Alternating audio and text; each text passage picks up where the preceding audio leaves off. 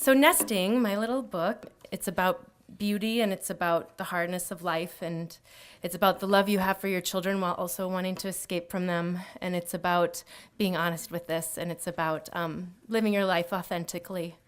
It's about finding beauty where you can find it. So I'll start with that.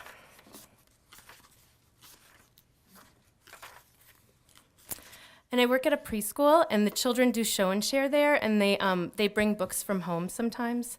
And if you bring a book from home, you have to have a favorite page because they can't wait through you to show the whole book. So you have to have one page that's your favorite page.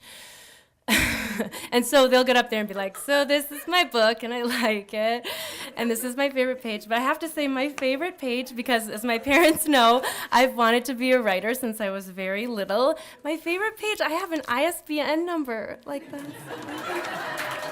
it's so exciting. That's my favorite page.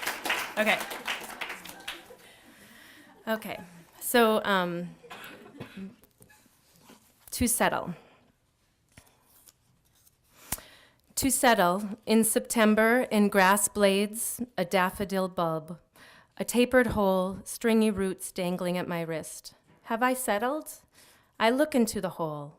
I imagine a pig rooting for truffles, his snout pushing up ridges of earth to expose layers of clay and mud and silt and sand.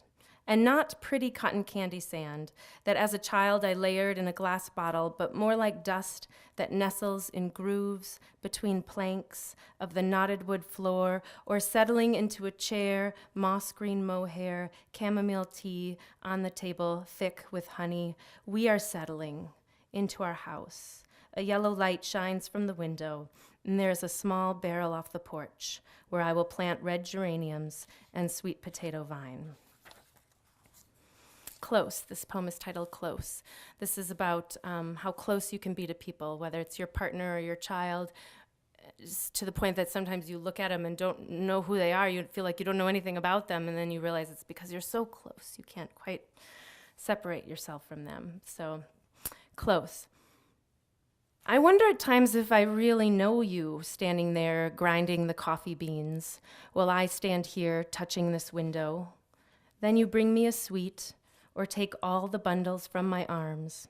Your hand is at my elbow even before my ankle twists on the ice, and I realize again that we are the damp leaves cleaved together. We are the imprint in new snow, as well as the body that just left it.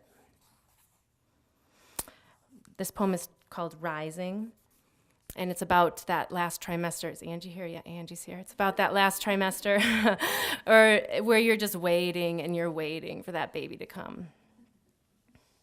And it's also about rising, that belly rising and bread rising and all of those other great things. So rising. I've spent this trimester looking out the skylight above my bed. The branches of a silver maple fashion a lace against the sky. But today the window is covered with a heavy quilt of snow. So I bake all day. I cover the counter with yeast and flour, and I fold bread, dough, and stir batter. I eat dough, my daughter eats dough, and my husband has a cookie with his afternoon coffee. In the evening, I don't read. There's a nice weight to the white coverlet over the mound of my belly that rises and falls with each breath. On the dresser, blue shadows grow deep behind perfume bottles like a jaunty party in tableau. Nesting. It's about the same kind of period. The window shade is pulled in the nursery. I go out to the stoop and brush my hair. I watch the busy sparrow carrying rootlets and grasses to the eave.